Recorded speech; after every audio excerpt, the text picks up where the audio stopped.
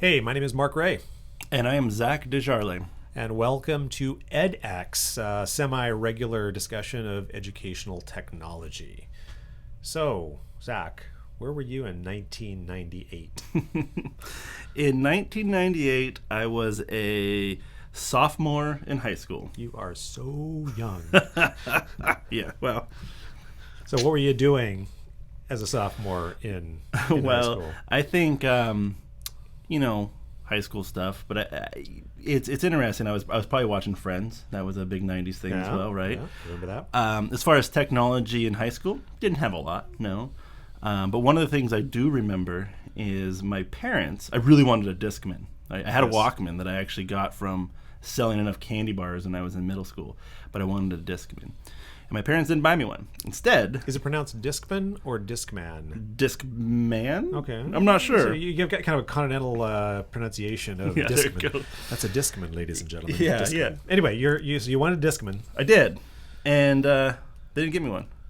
They got me something called a Sega CDX. Sega. Oh, yeah. Yeah. And it played Sega cartridges, Sega CD. So like gaming things. Mm-hmm. Yeah. And audio CDs. And it was about the size of a, loaf of bread, maybe a little bit smaller than that. So smaller than a Sega system, and it played everything. One of the unique things about it is it had a spot in the back where you could put in like 14 batteries, probably $20 worth of batteries at the time. And then you could hook headphones to it, and it was a portable CD player. So it was a multi-function device. Yeah.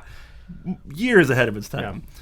Yeah. Anyway, the funny thing about it is I would carry that thing everywhere with me. So in a sense, I made my own Discman. Did you have like a strap that goes around your neck? I did. I had like really? it was like a CD carrying case that I took the CDs out of and put it in, and I'd have to strap it to my body because if you looked at it wrong, it's got to be a sexy look, or even like breathe on it, it would skip. It was terrible on that front. So it wasn't really a mobile device. No, but I made it a mobile device. Yeah. And how about you? Where were you in 1998? I was in Belgium actually. I had a gig teaching at the International School of Brussels. And I was the head of libraries, and so we were very different spots. Yeah.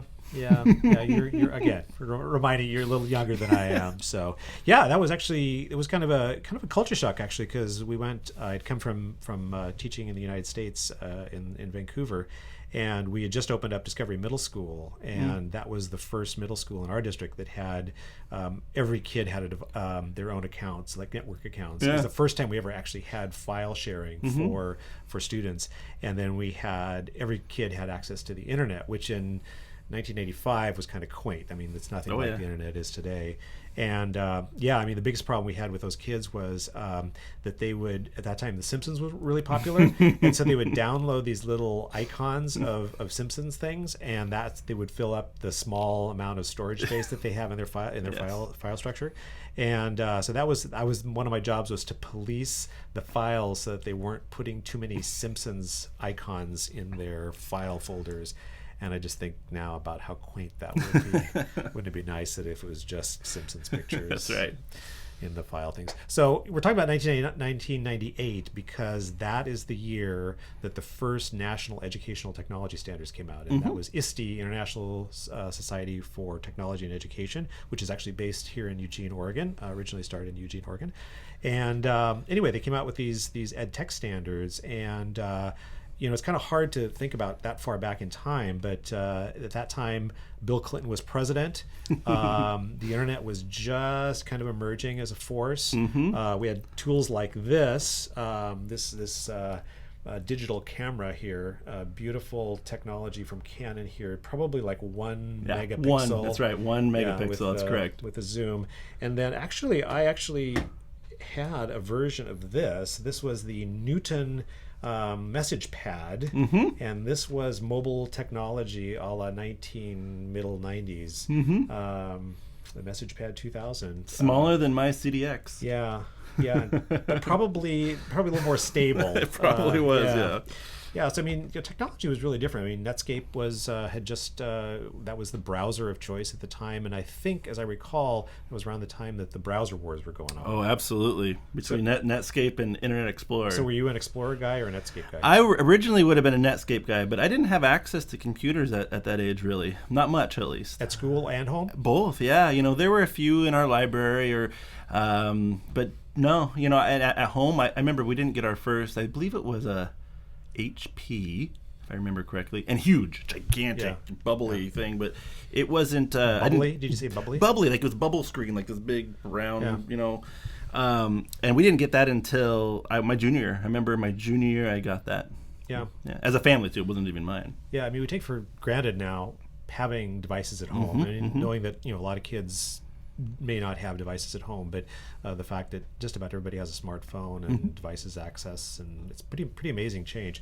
DVDs came out in 1997. That was the first time that DVDs were available, and then I think you found the information that Google Docs emerged. It wasn't until 2009, actually. That came much later. Yeah. So if you look at that, Google didn't start as a company until 1998. That's the point. That's it. Yep. And then the Docs, which we would take for granted now, wasn't until 10, 11 years later. Yeah. So the idea to Google something wasn't even in our lexicon in 1998. Yeah.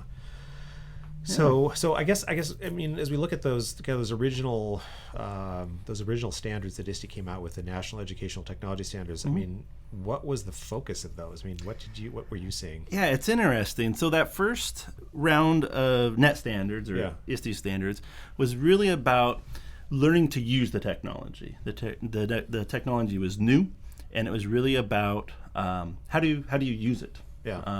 And it wasn't until another 9 to 7, 8, 9 years later when NET revisited those standards in 2007, and they really started to change the focus of just technology and how to learn it to how to use technology to learn. Yeah, and I know that I remember we had some Washington State EdTech standards that were kind of, I think, somewhat based on the ISTE standards, but they were really focused on keyboarding, being able to use a keyboard, and how to format a floppy disk, and how to use a CD-ROM to access information. So it was very much kind of skills based. Very skill based, yeah. How to. Yeah. Which the fact is, I mean, since you didn't even have a computer at home until that time, I mean, that was a necessary skill. Yeah, it's very much, technology was very foreign, I think, in the education setting up to that point.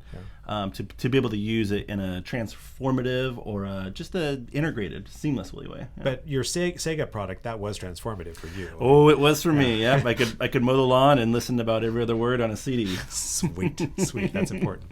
So, the reason we're kind of talking about the ISTE standards is because over the last several years, ISTE has revised their technology standards for students and have really kind of evolved those. And here in Washington State, we actually have adopted the ISTE Student Standards for the new EdTech standards. So rather than kind of creating something from scratch, we've really recognized the great work that ISTE has done and have adopted those student standards. And that was just done last spring, I believe, here in Vancouver Public Schools. Actually, we had the kickoff, and those were adopted.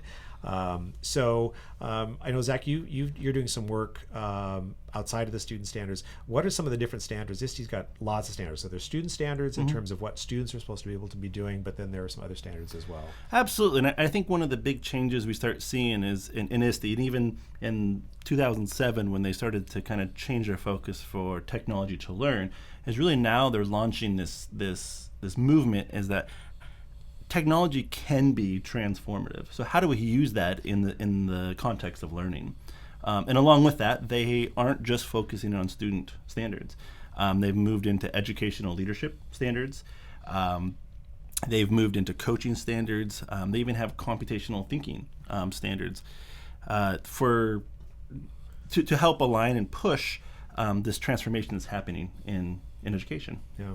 So it seems to me like there's a lot of kind of this trying to hold a crystal ball and trying to figure out what the future looks like. Yes. And so I guess, from your perspective, you do work with our instructional technology facilitators here in Vancouver. You kind of oversee that work. You've been doing a lot with professional development. So, what are some of the kind of shifts that you're seeing with respect to what we expect teachers to do? Yeah, it's a big shift. I think at one point, the teacher had all the knowledge, and there was a big component of that position to bestow their knowledge on their students. And now, with the way technology and Google, right? We can Google it. Yeah. Is you can search anything you want, find anything you want, with really strong resources too. So the lens starts to change a little bit for a teacher, and that's very, very difficult. If you think about your own experience and even careers or positions you may have had, there isn't many out there, if any that I could think of, where you get to be a participant in that position before becoming a practitioner if you become a teacher. So not only are you trying to shift your practice with these new tools coming out, but you're also trying to shift years and years, 12, maybe 16 years of experience when these new tools and practices come out. I think you're doing some work with principals too. So I mean, I think that's. Can you talk a little bit about that? Absolutely. What are they saying? And the same thing. There is years as a principal. You become a teacher, really effective teacher, and then you become a principal, and then you're in this leadership role, and you are the one who's supposed to have the keys and ideas and understanding of how all this work fits together. And a lot of times, these principals and other educational leaders don't have the context from teaching in the classroom with these tools and resources when they were there. And that's a struggle for them. Great administrators really wrestling with the idea how to best support their staff and their students with these new tools. Yeah, and the teachers, I'm sure, face that same challenge. I'm absolutely going down to Dallas tomorrow, actually, and going to do a keynote. And one of the things I'm going to do as a warm-up activity is to kind of do that. We're going to do a survey and actually ask the participants which of the tools have you used in your professional practice, and I'm going to include typewriter, CD-ROM player, and so on. And I think one of the challenges for educators is that we have this lens based on what we learned, our experience as learners, but also kind of if we've been teaching for a while, this priority around thinking about what have we seen students do up until now. Sure. And I think one of the things that I like about the ISTE standards is that they kind of look at that idea of what is a digital age student, a digital age learner, and I think that's really important.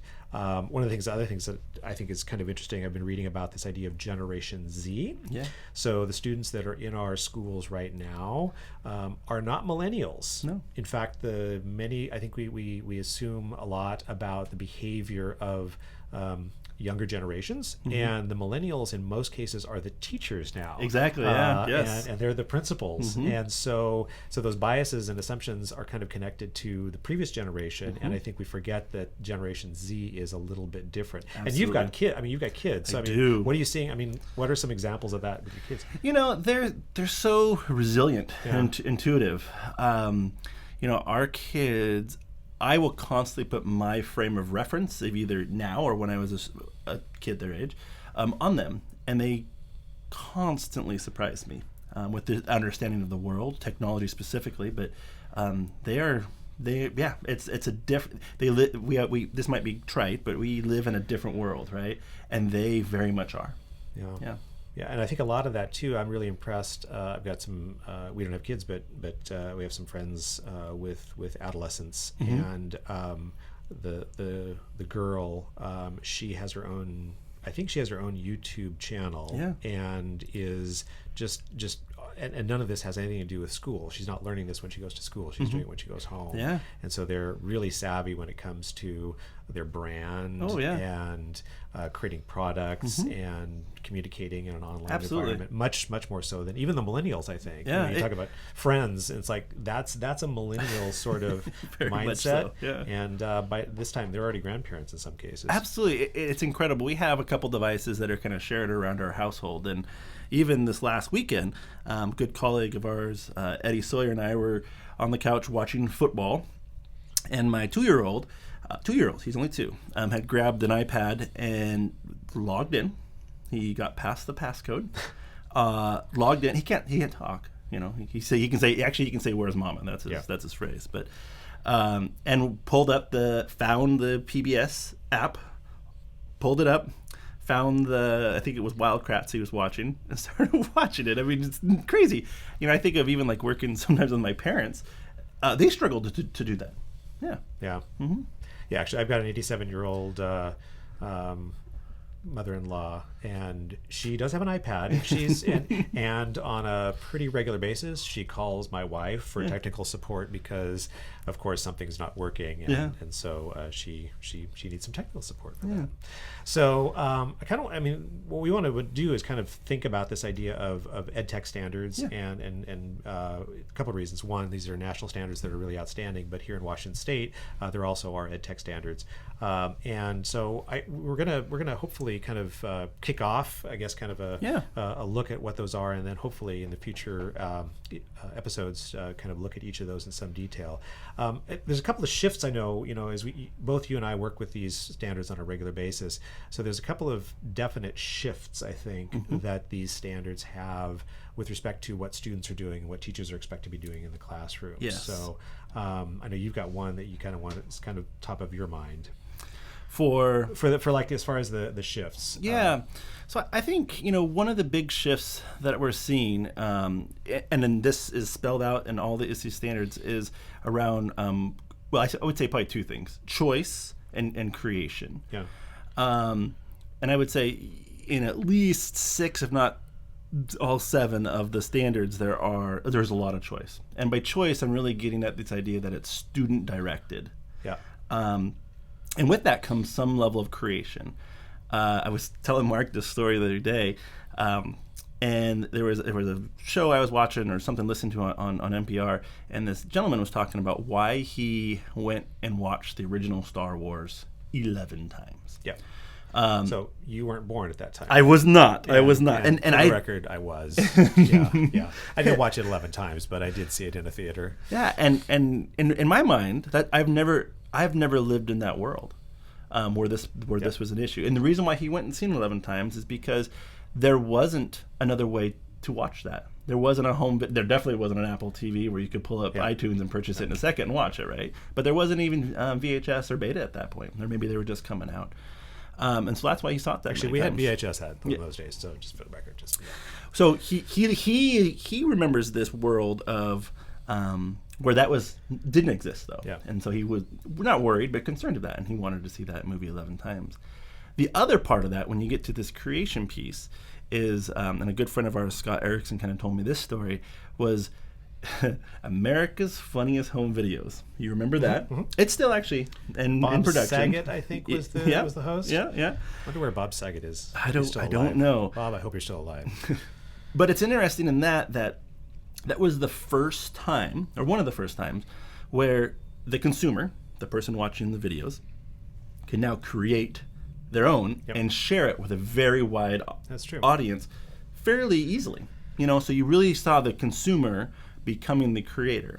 And the reason why I bring that up is I would very much compare it to many of these standards where the students now can and are at a point where they can create authentic content that others, students and adults, can consume to learn. Yeah, that's I work with librarians a lot. I mean, my background is as a librarian, and I do a lot of work with school librarians, and that's been kind of an existential shift for libraries because when I was going to school, and even when I was in college, you went to the library to get the information because at that point you did not have a browser. You couldn't Google things, and so that was the place where you went to information. So information was an event that you scheduled for, and now information is something that is readily available. 24/7, which there's some downsides to that too, which we might discuss in a future episode. But that shift from, I think, the student as a consumer, waiting for the teacher to lecture or provide the textbook or to go to the library, to this idea of being a creator is really, really, really a powerful shift. And I think that's really only happened in the last several years, I think, because of some tools coming on into the marketplace. Absolutely. I think it's kind of a perfect storm. If you think about when did this EdTech world really impact, I guess maybe didn't impact, but when it became available to impact schools and education in a transformative way, you have smartphones coming out. You have cloud-based computing coming out. You have all those kind of starting to come to fruition at the same time. Yeah. In the late, 2008, 10, somewhere in there. It's really happened pretty recently. That's when I was pulling up the numbers for the keynote I'm doing. Most of what I would consider the most transformative technologies have emerged since 2006. Yeah. So, the iPad, the Google Drive becoming a tool or cloud sharing. Yeah. And then now the smart, the voice-activated smart tools. Yeah. I remember the days when we used to print out MapQuest directions to get someplace, and we thought that was, oh my gosh, we could go onto the computer and map any place in the world and be able to print out exactly what the step-by-step directions were. And now, of course, that's become completely obsolete. Yeah. It's interesting too. Our current students in our schools, K-12, none of them, or all of them, I should say, all of them were born after Google came into play. And middle school students would be Facebook. They were born around the time after Facebook has come out. Correct. So all of our middle schools experience, Facebook was a given. Yeah. If you think back to that gentleman who saw Star Wars 11 times, right? And the reason why he did is they didn't have the technology to reproduce that, and our kids are coming in with a whole different context. Yeah, we won't make any MySpace jokes, but that would be maybe a future issue. Yeah. So the standards. So here in Washington State, we've adopted the ISTE Student Standards, and there are 7 kind of core standards. I've got a great poster here that kind of brings them out here. Let's see if we can see. There we go. Oh, this is in Spanish actually. Let's do the Spanish version. Okay.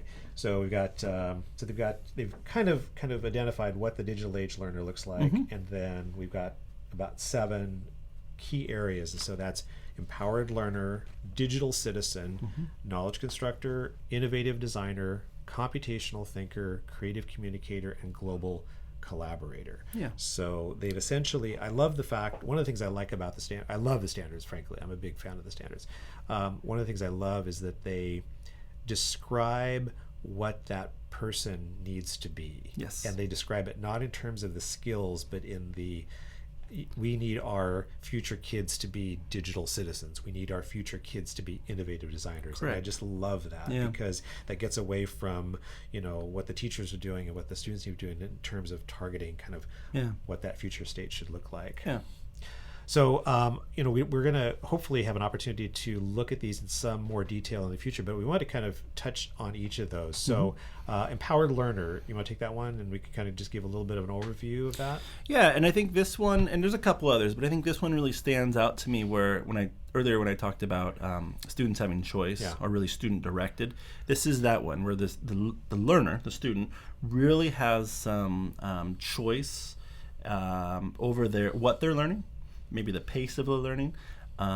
They have a pretty significant impact on even like goal setting within that. So I want to achieve this, and then they track that progress. Yeah, I think it's great that that's the first one that they have as their Absolutely. standards. I'm sure I would like to think that the people that developed the standards were intentional in that, because that really underpins almost everything that comes after. Sure.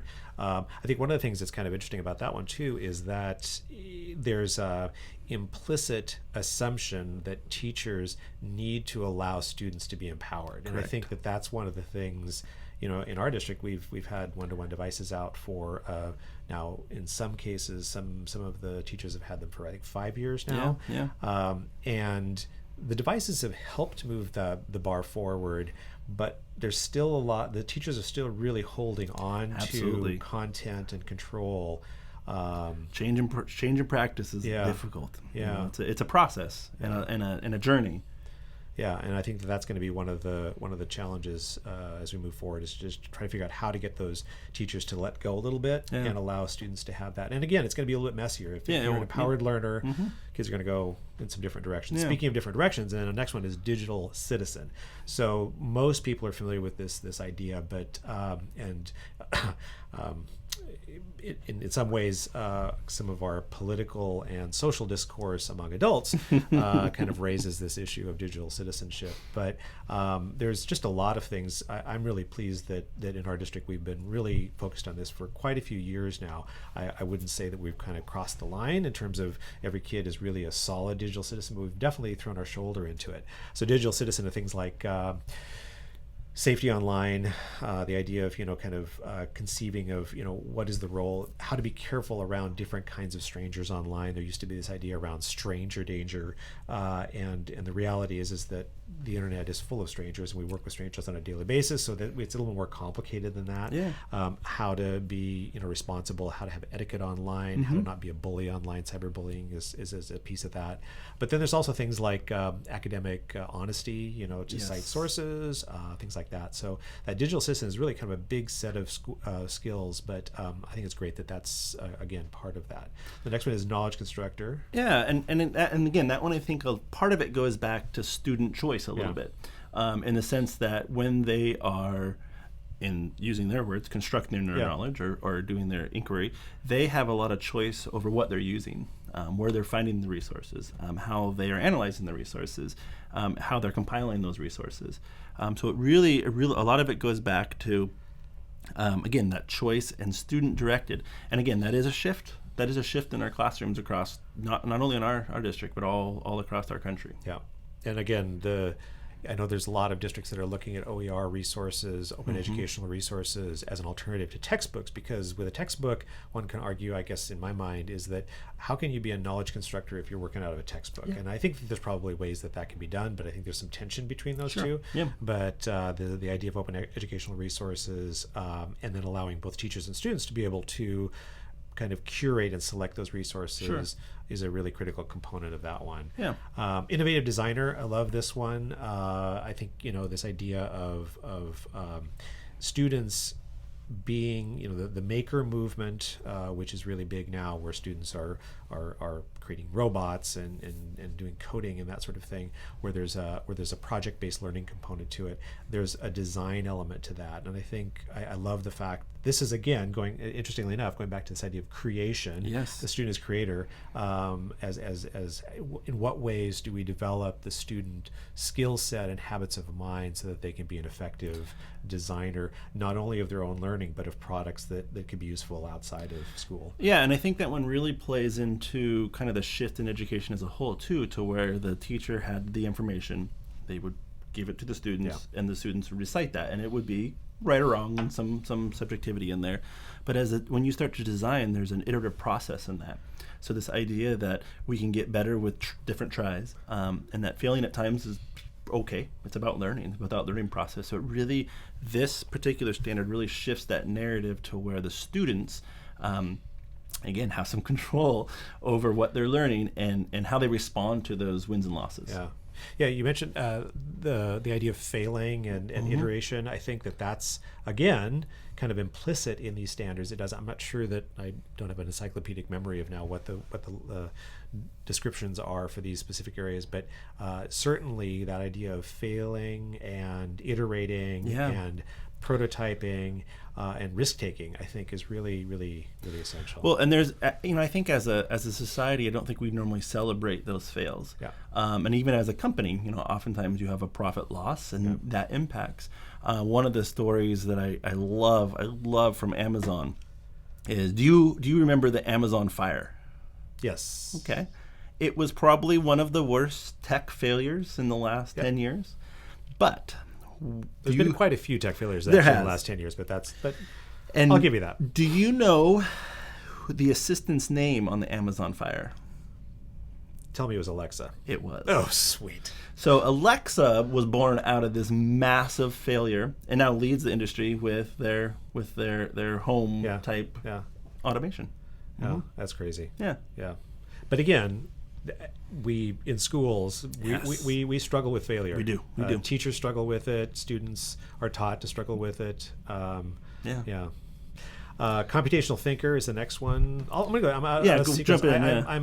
I've become kind of an accidental advocate for computational thinking. This is Mark's our guru of computational thinking. Absolutely. What happens when I go to a workshop and have an educational epiphany? Well, I become an accidental advocate for computational thinking. This is actually one that's I appreciate the fact that ISTE has included this in here based on now what I've learned over the last kind of year or so. But computational thinking is really not as much about coding as it is about kind of the habits of mind and skills that you need to be an effective coder or an effective designer. Yeah. So it talks about algorithmic thinking and about working with data, about decomposing things. I love using the word decompose in an educational context, and that's really exciting. The thing that I like about computational thinking and the way that ISTE has framed it, and others like Digital Promise as well, is that it's not just about coding, and so that there's a focus on the underlying skill set, the foundations that are necessary for students to be successful, whether they become a coder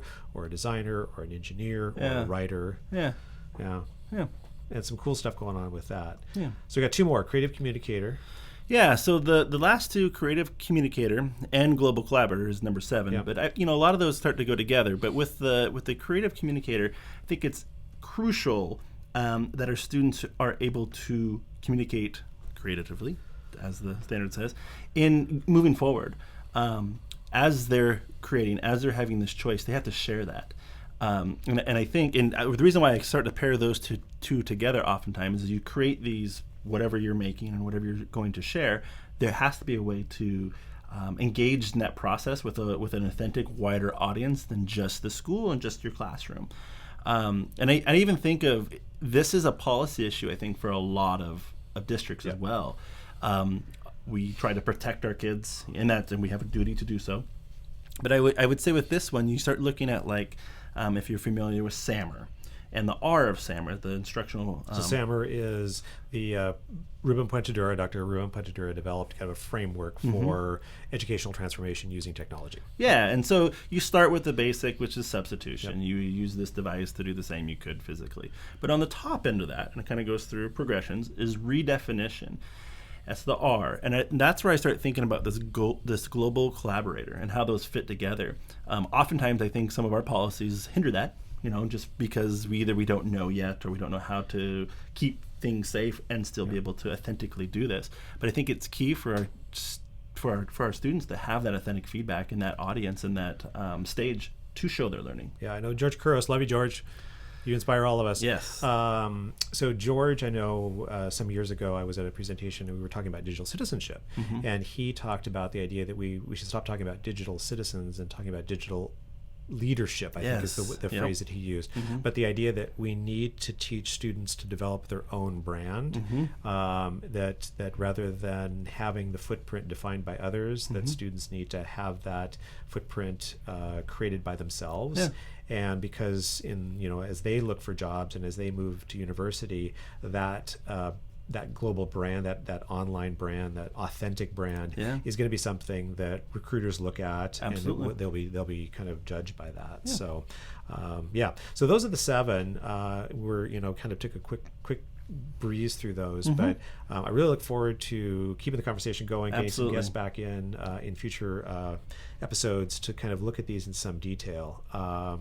So with that, I think we've kind of covered the bases. I'm kind of curious where everybody else was in 1998. Maybe we can collect that in a future episode. But with that, we look forward to connecting with you next time. And again, I'm Mark Ray. And I'm Zach Desjardins. And this is edX. Thanks for joining. Thanks.